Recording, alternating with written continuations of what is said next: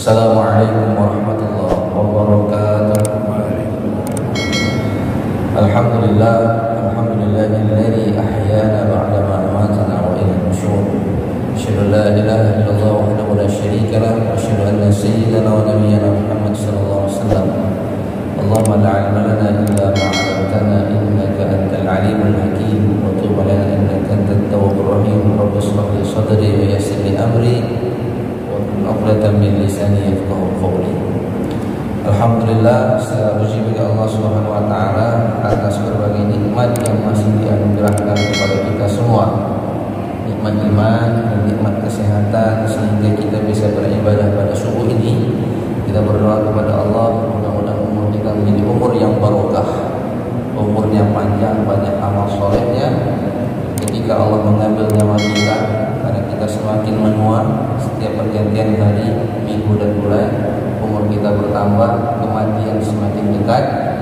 Mudah-mudahan ketika Allah mengambil nyawa kita, kita semua yang hadir di dalam masjid ini, yang mendengarkan Ridwatul Rahman dan Radio Tadi, semuanya kita meninggal dalam husnul khatimah. Amin ya rabbal alamin. Salawat dan salam kita sajikan kemampuan yang kita bagi Nabi besar Muhammad sallallahu alaihi wasallam. Kaum muslimin sidang jamaah salat subuh yang dimuliakan oleh Allah, alhamdulillah subuh ini kembali kita bisa bertemu setelah 3 minggu saya tidak hadir dalam pengajian tausiah ba'da subuh. Jamaah yang dimuliakan oleh Allah Subhanahu wa taala, pada pagi ini kita akan melihat karya Ibnu Qudamah Mukhtasar Minhaj al-Ghasili. Saya kutip satu subbab kecil, yaitu tentang 5 sikap tercela manusia terhadap harta. Ada 5 sikap tercela manusia terhadap harta yang itu sepatutnya tidak dimiliki oleh orang-orang yang beriman. Jamaah yang dimuliakan oleh Allah Subhanahu wa taala, yang pertama, jamaah yang dimuliakan oleh Allah Subhanahu wa taala, sikap tercela yang pertama bahwa kita rakus terhadap harta. Jamaah yang dimuliakan oleh Allah Subhanahu wa taala, dikutip hadis yang diriwayatkan oleh Tirmizi, nomor hadis 2465. An Anas bin Malik qala Rasulullah sallallahu alaihi wasallam, wa man kana dunya hammahu ja'alallahu faqrahu baina 'ainayhi wa farraqa 'alaihi syamlahu wa lam ya'tihi minad dunya illa ma qaddara lahu. Dari Anas bin Malik, Rasulullah SAW bersabda, dan siapa saja yang dunianya menjadi orientasi hidup baginya, maka Allah Subhanahu wa taala akan meletakkan kefakiran di antara kedua matanya. Jemaah dimuliakan oleh Allah, Allah akan mencerai-beraikan urusannya dan dia tidak mendapatkan dunia kecuali sebesar yang telah Allah takdirkan untuknya. Jemaah dimuliakan oleh Allah Subhanahu wa taala, di sini ada kata kunci hammah. Jadi dunia itu menjadi orientasi hidupnya, sehingga kemudian ketika dia bekerja, dia hitung-hitungan, tidak ada istilah ikhlas. Take and give. Kalau saya kasih sesuatu untukmu, apa yang saya dapatkan darimu? Jadi orientasinya sesuatu yang saya berikan harus ada pulangan yang kemudian saya dapatkan. Jadi dia akan mengukur dengan ukuran-ukuran dunia. Kalau saya promosikan jabatanmu, untukku apa? Nah, jemaah yang dimuliakan oleh Allah Subhanahu wa taala, maka salah satu doa yang diajarkan oleh Rasulullah SAW yang sepatutnya kita selalu baca setelah sholat, dan itu sering memang kita dengarkan ustaz-ustaz kita, imam-imam kita ketika sholat membacanya, wala taj'al musibatana fi dinina wa la taj'al dunya akbar hammina. Ya Allah, jangan jadikan dunia ini menjadi orientasi terbesar kami.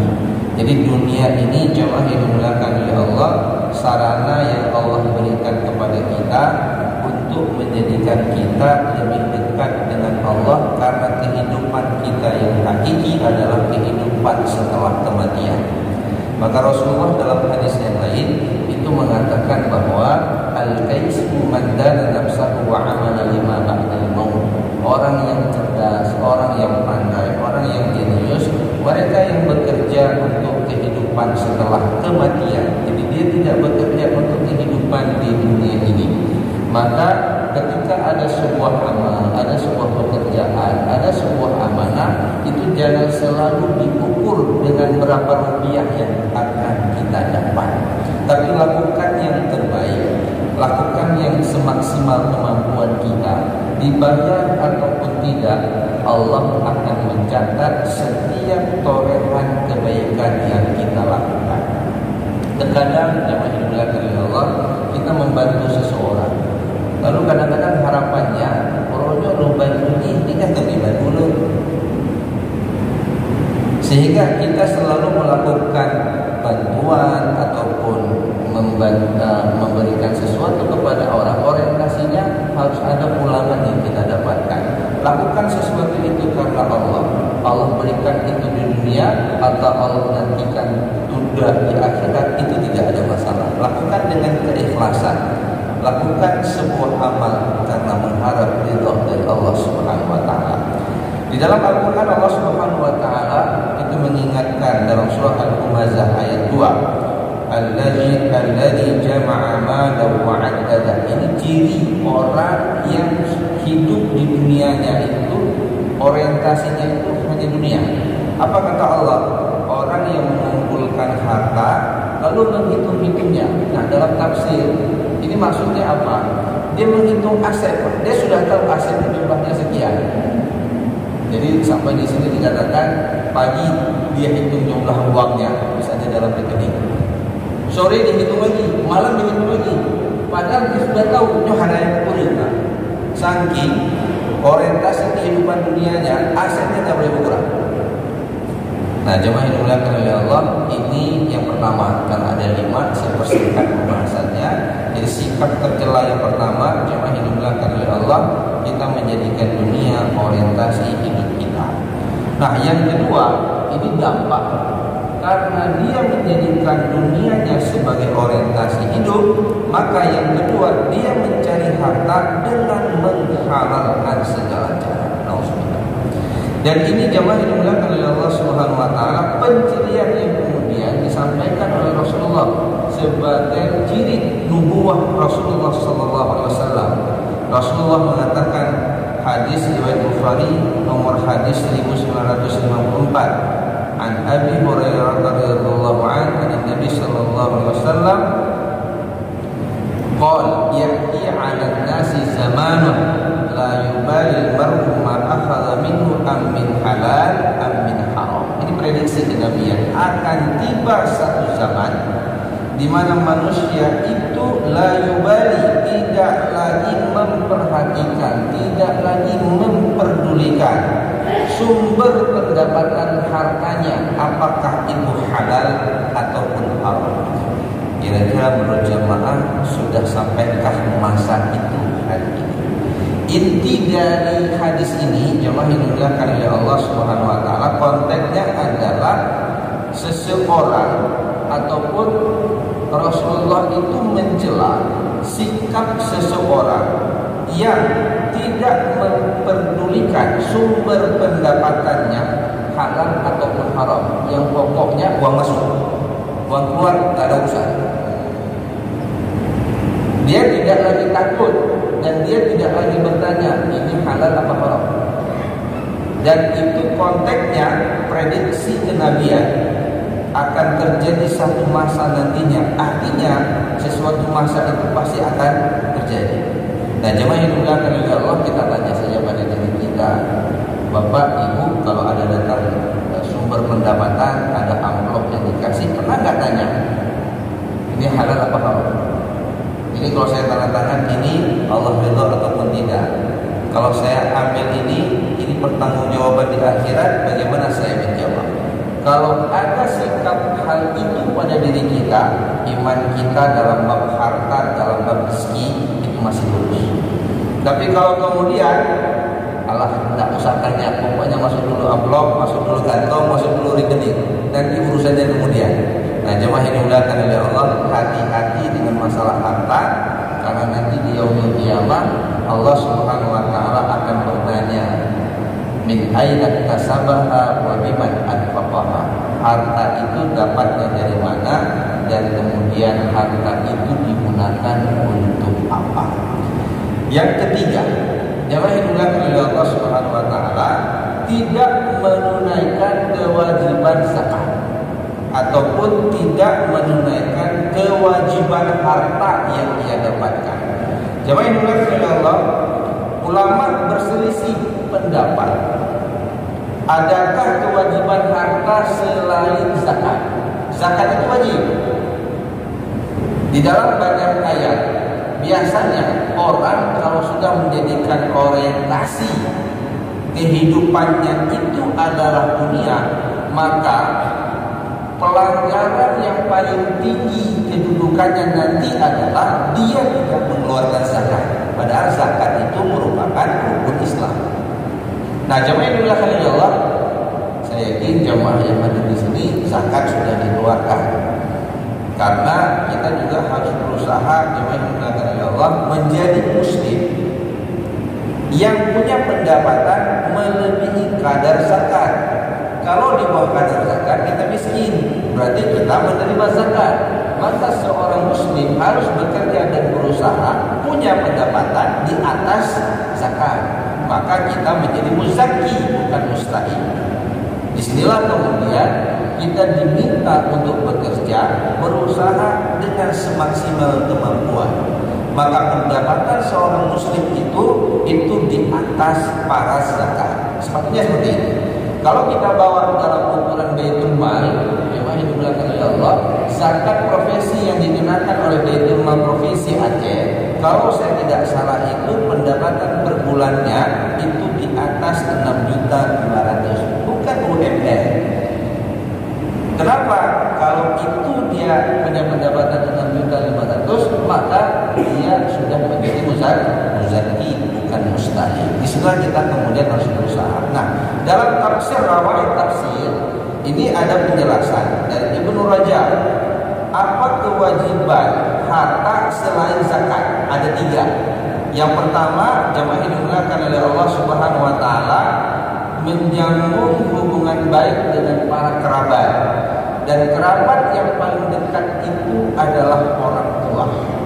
Maka seorang anak ketika dia mendapatkan harta, kewajiban pertama adalah mengeluarkan zakat, dan kewajiban kedua mencukupi kebutuhan orang tuanya. Itu kewajiban nomor 2 setelah zakat. Nah, jemaah yang dimuliakan oleh Allah, ini ada bab khusus kewajiban anak terhadap orang tua yang insya Allah kapan-kapan kita akan bahas.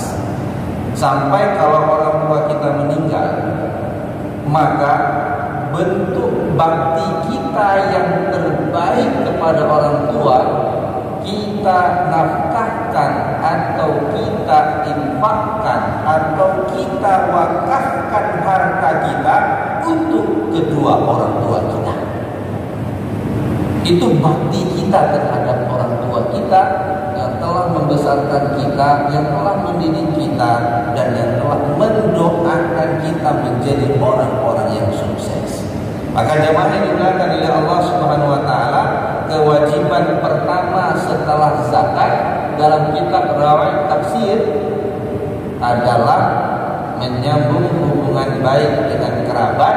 Kerabat yang terdekat itu adalah orang tua. Yang kedua, jamuan bagi para tamu selama 3 hari ketika dia datang bertamu ke rumah kita. Maka kewajiban kita mensubsidi ataupun menginfakkan harta kita untuk memuliakan para tamu yang datang ke rumah kita. Baru yang ketiga, memberikan bantuan-bantuan yang sifatnya bencana alam. Nah, ini menurut Ibnu Rajab dalam tafsir Rawaid Tafsir. Yang keempat, jemaah yang dimuliakan oleh Allah, tidak membelanjakan harta kepada sesuatu yang tidak tepat. Nah, dalam Al-Quran ada 2 istilah. Yang pertama ada istilah tabzir, ada istilah israf. Kalau istilah israf, Allah mengatakan wala tusyrifu innallaha la yuhibbul musyrifin. Jangan berlebih-lebihan. Apa yang dimaksud dengan israf? Memang dimulakan oleh Allah Subhanahu wa taala. Israf ini adalah pembelanjaan harta untuk hal yang sepatutnya kita beli, namun kadarnya berlebihan. Jadi kalau kita beli nasi untuk kita diri sendiri, sepatutnya cukup 1 bungkus atau 2 bungkus. Itu israf, berlebih-lebihan, sehingga kemudian kita tidak mampu untuk menghabisinya. Terkadang kita beli mainan untuk anak-anak kita, sebenarnya cukup 1, 3 kita beli. Israf, berlebih-lebihan, padahal itu adalah pekerjaan mubah. Sedangkan yang dimaksud tabzir, wala tubadzir tabdzira, jangan melakukan perbuatan mubadzir.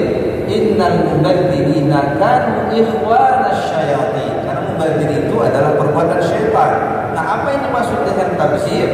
Membelanjakan harta bukan pada sesuatu yang patut, tapi sesuatu yang mengandung maksiat kepada Allah Subhanahu wa taala. Maka dikatakan perbuatan mubazir itu adalah perbuatan syaitan. Jadi jemaah yang dimuliakan oleh Allah Subhanahu wa taala, jangan kemudian kita anggap remeh. Ini kan uang yang saya cari sumbernya halal. Saya mau pakai ke mana? Ya terserah saya. Apa yang urusan Bapak? Kita harus bertanya nih, kalau saya punya harta, saya beli sesuatu, pertanyaannya ini israf ataupun tidak, berlebih-lebihan ataupun tidak. Yang kedua, maksiat. Ini kalau saya beli ini sesuatu yang diridhai oleh Allah ataupun sesuatu yang dibenci oleh Allah Subhanahu wa taala. Kalau kita bahas mendalam bisa juga dimainkan oleh Allah, tapi ya nanti pembelajaran kita pada kehidupan keseharian kita. Sehingga kita harus melihat sesuatu belanja yang kita belanja. Kalau beli ikan ini jangan sampai busuk di kulkas. Jadi kalau kita belanja, kita ukur dalam 1 minggu pembagian saya, kebutuhan saya berapa. Kalau kita masak, ibu-ibu juga harus menghitung, Bu. Kalau masak sayur, yang makan 2 orang, jangan masak 1 belanga, habis itu terbuang, itu israf. Kalau mubazir gimana? Tabzir. Terkadang kita belanja pada sesuatu yang mengandung unsur makruh, Pak, yang dibenci oleh Allah, yang merusak kesehatan kita. Yang itu Allah ingatkan, wala tulqu bi'aydikum ila tahlukah. Jangan sampai pembelanjaan kita itu membuat kehancuran kehidupan kita. Nah, jemaah yang dimuliakan oleh Allah, yang terakhir, yang kelima, Allah Ibnu Qudamah mengingatkan kita sombong dan bangga terhadap harta. Ini yang hati-hati, al-hakumut takatsur. Berbangga-bangga dan banyaknya harta itu telah melalaikan kalian. Nah, jemaah yang dimuliakan oleh Allah Subhanahu wa taala, al-hakumut takatsur ini itu sebenarnya kalau dalam tafsir dimaksudkan adalah berlomba-lomba. Siapa yang terbanyak mendapatkan harta, lalu dia menunjukkan sama orang. Kalau ketemu, dia ada mobil apa? Merek apa dia di mobil? Rumah sudah berapa? Ditanya lagi, rumahnya berapa? Rumah. Jadi orang kalau nanya aja begitu. Pada rumah. Nah, gitu. Itu al-hakumut takatsur. Kita tidak pernah nanya, itu punya sedekah udah berapa banyak? Jadi kalau kita ketemu sama kawan SMA dulu kan, pas ketemu sekarang itu yang kita lihat. Kalau kita ketemu pasti tanyaannya dari rumah, kerjanya di mana. Semuanya ukuran kehidupan, lifestyle. Sekarang kerjanya di mana? Oh, saya di sini di Pertamina. Mantap. Sebagai apa? Yang servis Pertamina. Jadi orang berbangga dengan di mana dia bekerja. Tanya lagi, rumahnya di mana? Oh, di Banda Aceh. Rumahnya berapa? Rumah. Istrinya berapa? Ditanya. Jadi orang bertanya pada sisi yang sifatnya duniawi, tapi orang tidak bertanya berapa banyak anak yatim yang sudah Anda berikan beasiswa, berapa anak yang sudah Anda sekolahkan untuk belajar dan menghafal Al-Quran. Al-hakumut takatsur. Kalau ketemu, mohon maaf, ini menjadi gaya kehidupan. Pas duduk minum kopi, taruh HP di atas meja. Pedih, lun HP sekian. merek ini, gitu ya. Bukan 1 biji, 3 biji ditaruh, padahal yang pakai 1 yang teknot, gitu kan, untuk telepon. Tapi dia tunjukkan gayanya, Pak. Kenapa? Dia nggak bilang, tapi dia ingin menunjukkan kelasnya. Itu al-hakumut takar. Maka jemaah yang dimuliakan oleh Allah, kita berhati-hati. Ada tikungan dengan harta yang dititipkan oleh Allah Subhanahu wa taala kepada kita. Baik kemudian itu menjadi orientasi hidup. Oke, saya bekerja di sini pengen menuju gitu kan. Kalau saya mau lebih, ya capek-capek saya kerja nggak dapat apa-apa. Jadi itu orientasinya. Semua amal soleh yang mungkin dianggap sebagai sebuah kebaikan diukur dengan pendapatan duniawi. Kemudian dia mencari harta secara tidak halal, dia halalkan segala cara, dapat itu harta, dia tidak tunaikan kewajiban harta. Lalu ketika hartanya sudah semakin banyak, sombong dia, lalu dia tunjukkan kepada orang, dia tunjukkan juga rumah saya, ya, bertingkat-tingkat, banyak rumah kos saya, banyak aset yang saya miliki. Nah, jemaah yang dimuliakan oleh Allah, kita berdoa, wala taj'alid dunya akbara hammina. Jangan Allah jadikan dalam hati kita dunia, tapi kita minta sama Allah dunia itu ada di tangan kita. Ketika ada orang yang membutuhkan, kita dengan mudah untuk membagikannya kepada orang yang membutuhkan. Jemaah yang dimuliakan Allah, terakhir ada sedikit cerita. Saya baru lihat video semalam yang dikirimkan oleh seorang jemaah. Itu ada kejadian seorang profesor, dia belanja, Pak. Dia belanja, dia ketemu dengan seorang nenek-nenek yang dia meminta setiap daging irisan itu dibuang. Dan dia beli daging, jadi kan waktu dia beli daging itu gapak-gapak dan tulangnya yang lain itu dibuang. Dia ngambil itu dirinya. Profesor ini melihat dia, ada apa ini? Dia tanya, Ibu, kenapa ngambil sisa ini? Yang sisa itu yang dibuang oleh pedagang daging.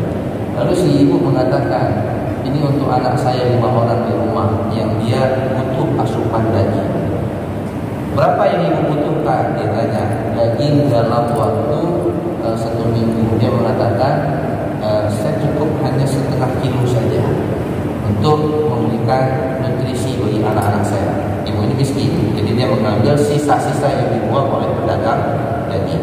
Lalu kemudian dia mengatakan, profesor ini dia terharu. Lalu dia mengatakan kepada penjual daging yang sudah dia kenal itu, mulai sekarang setiap 1 minggu sekali, tolong berikan 2 kilo daging untuk ibu ini dan saya akan bayar. Lalu dia kasihkan uang muka selama beberapa bulan yang akan datang. Jadi setiap seminggu sekali ibu ini datang ke sini, ambil daging, berikan daging yang terbaik sebanyak 2 kilo. Dia pulang ke rumah, yang dimuliakan oleh Allah, dalam perjalanannya dia merasakan ada perubahan yang sangat mendasar dalam tubuhnya. Sehingga anaknya itu ketika dia masuk ke dalam rumah, dia bertanya, wahai ayah, aku melihat ada kebahagiaan yang ada di dalam dirimu, ada sesuatu aura yang berbeda. Kalau saya mengatakan aku tidak tahu, dia ceritakanlah kasus dia bertemu dengan seorang ibu yang miskin yang butuh daging bagi anaknya 5 orang, lalu kemudian dia bersedekah. Yang dimuliakan oleh Allah, ternyata bapak ini, profesor ini itu mengalami penyumbatan pembuluh darah di jantung yang dia harus dioperasi di London, di Inggris.